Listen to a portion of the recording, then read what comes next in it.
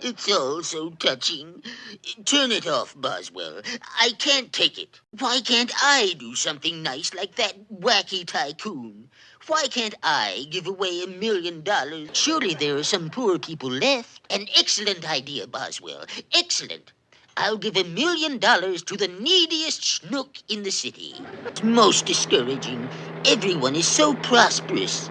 Oh, for the good old days of the Depression. Here I am with $1 million to give away, and I can't find anybody poor enough. Ah, there he is. There's my man. Stop the car, Brinkley.